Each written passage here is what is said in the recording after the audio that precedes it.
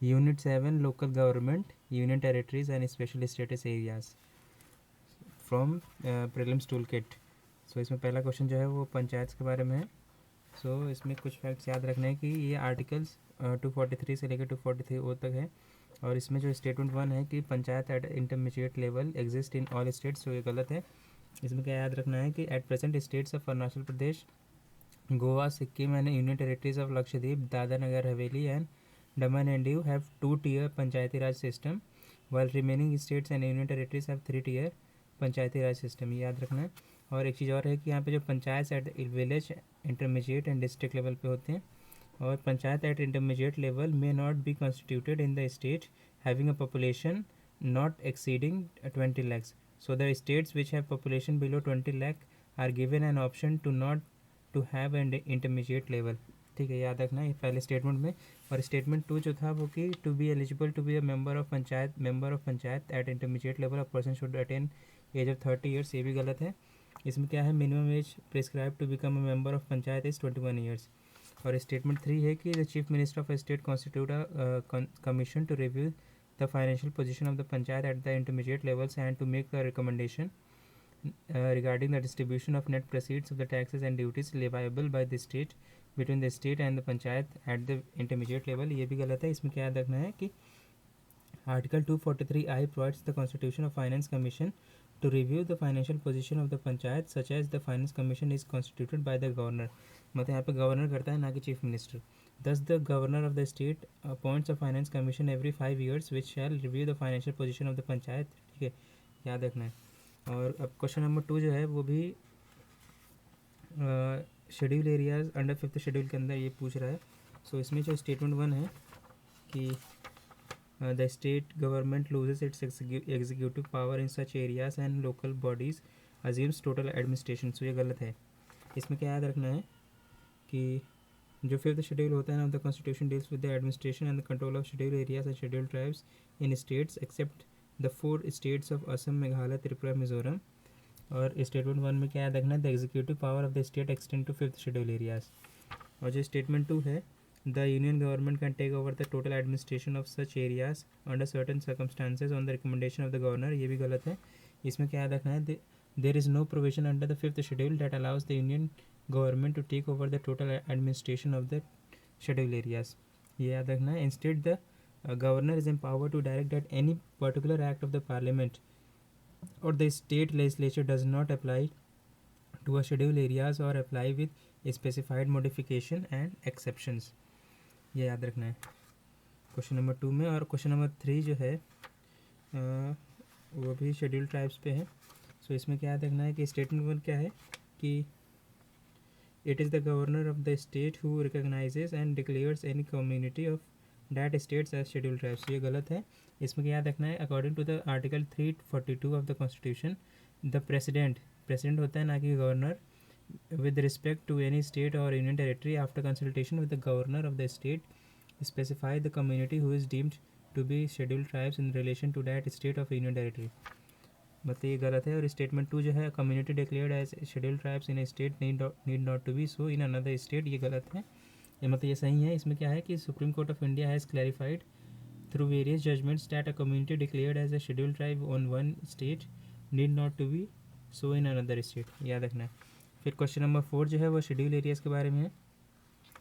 सो इसमें जो स्टेटमेंट 1 है कि within a state the notification of an area as schedule area takes place through an order of president, so ये सही statement है। इसमें क्या याद करना है कि schedule areas that president may declare to such by order after consultation with the governor of state, ये सही है। और स्टेटमेंट 2 क्या है, the largest administrative unit forming the schedule area is the district and the lowest is the cluster of the village in the block, so ये भी सही है। इसमें क्या, ये भी सही है। स्टेटमेंट 3 क्या है, the chief minister of the concerned states are required to submit annual report to the union minister on the administration of schedule areas in the states, so ये गलत है। इसमें क्या याद रखना है कि द 5th शेड्यूल में the governor of each state having schedule areas therein shall annually और whenever so required by the president makes a report to the president regarding the administration of the scheduled areas in that state, and the executive power of the union shall extend to the giving of directions to the state as to administration of the said areas, सो यहाँ पे याद रखना, बार बार क्या कर रहा है कि chief minister और गवर्नर को स्विच कर दे रहा है।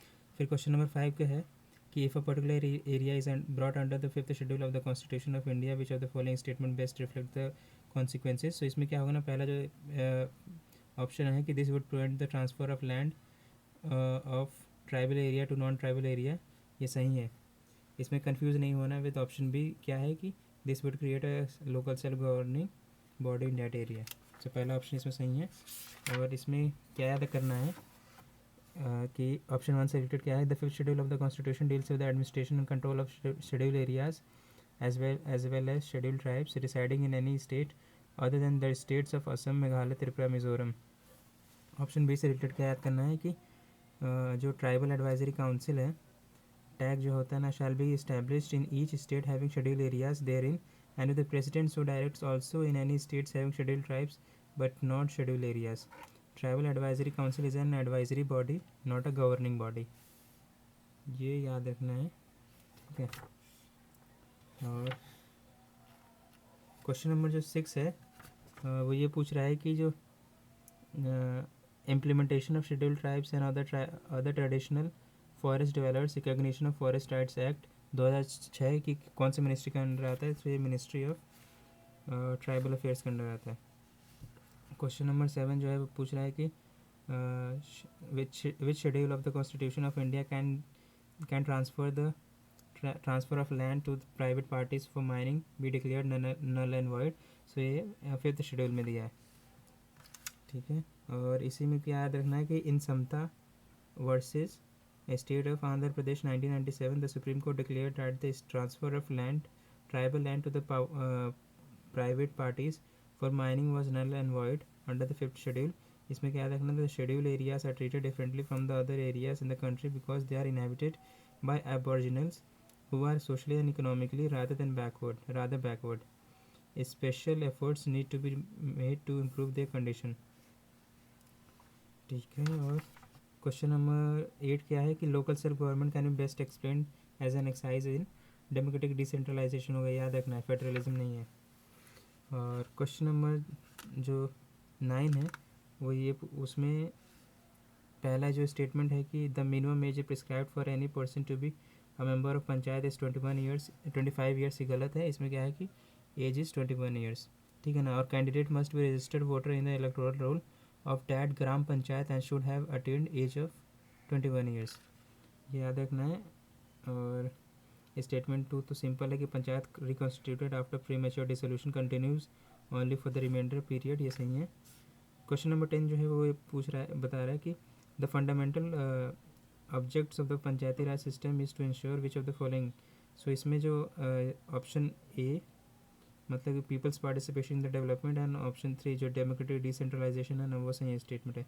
सो ये दोनों को याद कर लेना क्योंकि 2 बार पूछ चुका है। और पॉलिटिकल अकाउंटेबिलिटी और फाइनेंशियल मोबिलाइजेशन नहीं है।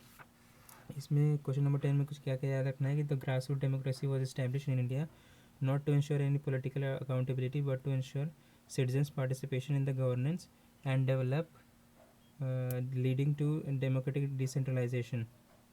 So the term democratic decentralization is an important replacement for the term political accountability. और इसमें और याद रखना है कि financial mobilisation was never the basis for the establishment of Panchayati Raj. Local financial mobilisation is the outcome of the establishment of the PRIs, not its objective. Question number 11 जो है, under the schedule tribes and other traditional forest developers recognition of forest rights act 2006 who shall be the authority to initiate the process for determining the nature and extent of individual and community forest rights और both. सो इसमें इस ग्राम सभा answer है इसका।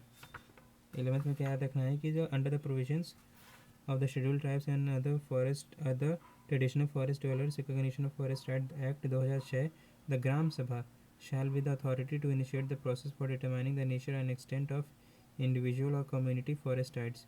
इसमें क्या रखना है, the gram sabha shall pass a resolution to that effect and thereafter forward a copy of the same to the sub-divisional level committee. जो क्वेश्चन नंबर 12 जो है, in areas cover under the Panchayat extension to schedule areas act 1996 PESA what is the role of Gram Sabha. So इसमें जो इसमें ना statement 1 जो है gram sabha has power to prevent the alienation of land in the schedule areas, ये सही है। और सेकेंड ऑप्शन जो है कि ग्राम sabha has ownership of minor forest produce, ये भी सही है। और इसमें जो ऑप्शन 3 है वो गलत है। इसमें क्या है कि the recommendation of Gram Sabha is required for granting prospective licence और mining lease for any mineral in the schedule area, so ये गलत है। एनी मिनरल की जगह यहाँ पे माइनर मिनरल होगा, तब सही होगा।